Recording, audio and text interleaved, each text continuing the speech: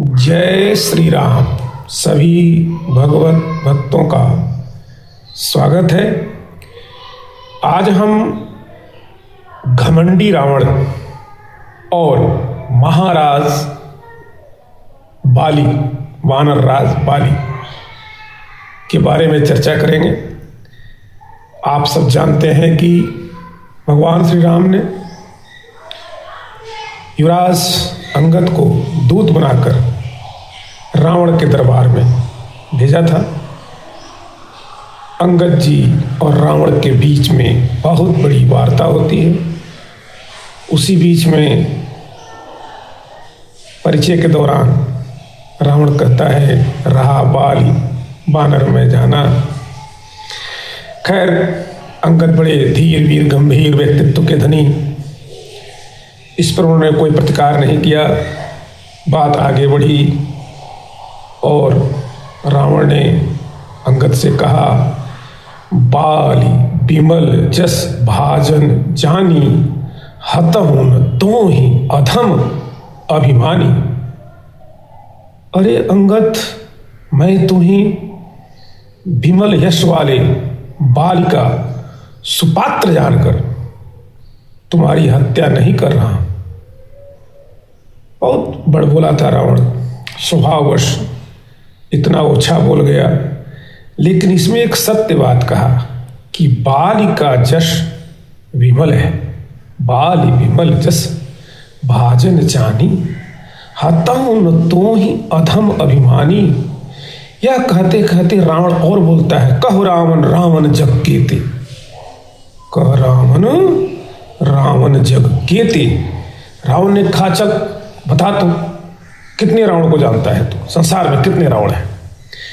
अब प्रत्युत्तर देने के धनी अंगद जी ने तुरंत कहा, जैसे ही रावण ने कहा, कह रावण रावण जग केते, अंगद जी कहते हैं, मैं निज श्रवण सुने सुनुते ते, एक कहत मोहि सकुच अति, रहा बाली की कांख तिन मह रावण तय कवन, सत्य बदसित जुमाख। यह बड़ा ही सुंदर प्रसंग है कि एक कहत मोहि सकुच अति, रहा बाली की कांख। एक रावण तो जिस बाली की बात कर रहे हो और समझ गए हो कि मैं उन्हीं का पुत्र हूं, उन्हीं वानर राज बाली की कांख में रहा। 1-2 दिन नहीं, 6 महीने। बता रे रावण, तू उनमें से कौन है? सत्य बताना, घमंड छोड़कर। रावण का सर नीचे हो गया। लेकिन हम सब क्या जानते हैं कि रावण जैसा प्रतापी वीर त्रिलोक विजयी बाली की कांख में 6 महीने तक कैसे रहा। आइए हम इस कथा प्रसंग का आनंद लेते हैं। घमंडी रावण देवताओं को पराजित कर इधर उधर युद्ध भूमि से निकलकर सबको हराता हुआ अपने जैसा और भी प्रतापी लोगों को ढूंढता हुआ चल रहा था। मत वाला रावण, उसको खबर मिली कि बगल में ही पंपापुर में, किष्किंधा जिसे कहते हैं, एक वानर है जो महाप्रतापी है। तो उस प्रतापी वानर का नाम सुनकर उसे युद्ध में हराने के लिए पहुंच गया। उस समय वानर राज बाली पंपा सरोवर में बहुत ही सुंदर पुष्प लगे थे। उनका बड़ा ही प्रिय सरोवर, उसी को देख रहे थे। और जब वहाँ रावण पहुँचा तो पुष्पों आदि, कमल के पुष्प आदि का विनाश शुरू कर दिया। अंगद जी वहीं बालक रूप में खेल रहे थे और रावण यह लीला कहें कि उदंडता कहें कर रहा था। वानर राज बाली भगवान सूर्य को अर्घ दे रहे थे, उनको ललकार रहा है रावण। लेकिन वानर राज बाली ने इस पर ध्यान नहीं दिया, क्योंकि पूजा करते समय हमें विघ्नों की तरफ नजर कम रखनी चाहिए। ललकारता गया रावण। पूजा समाप्त हुई। वानर राज बाली का, ठीक है, देख तू बड़ा प्रतापी है, तू मुझसे क्यों लड़ेगा, जा। लेकिन रावण ने कहा, तुम्हें अभी अपने बल पर घमंड है ना, तो आ जा, लड़ लेते हैं। यह बात सुनकर वानर राज बाली का नित्य नियम था वह सागर की परिक्रमा किया करते थे। रावण को अपनी कांख में दाब लिया, कहा कि अभी मेरे सागर परिक्रमा करने का समय है, और कांख में दाब करके ही संपूर्ण सागरों की परिक्रमा किया और अपने कांख में ही दबाए रखे।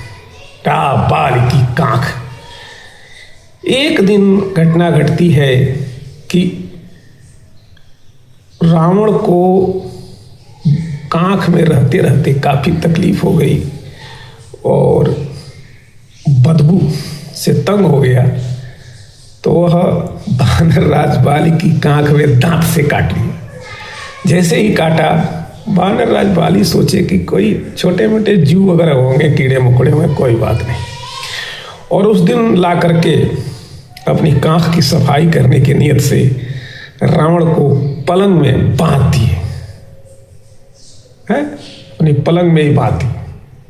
और अंगद आता, दशमुख रावण को देख करके लात मारता।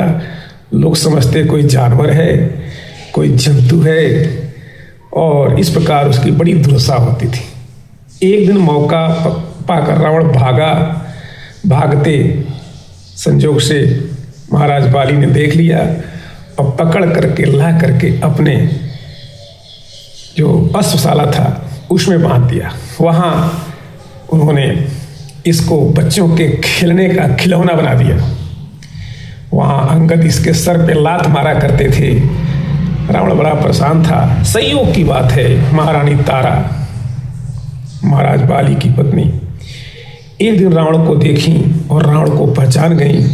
रावण को समझा बुझा कर, देख अभी हमारे महाराज कहीं अन्यत्र गए हैं, तू यहाँ से जल्दी भाग जा, फिर दर्शन मत देना इधर कहीं भूल करके, कि अब की अगर देख लिए ना तुम्हारी खैर नहीं है।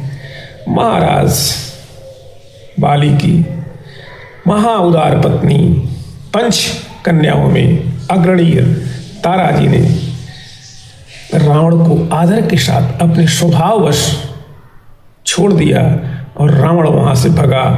फिर वह कभी भी किष्किंधा की तरफ मुंह करके नहीं देखा। तभी तो अंगद जी ने कहा कि एक कहत मोहि सकुच अति, रहा बाली की कांख, इन महतय रावण कवन, सत्य पदस तज माख। जय श्री राम, जय हनुमान, संकट मोचन कृपा।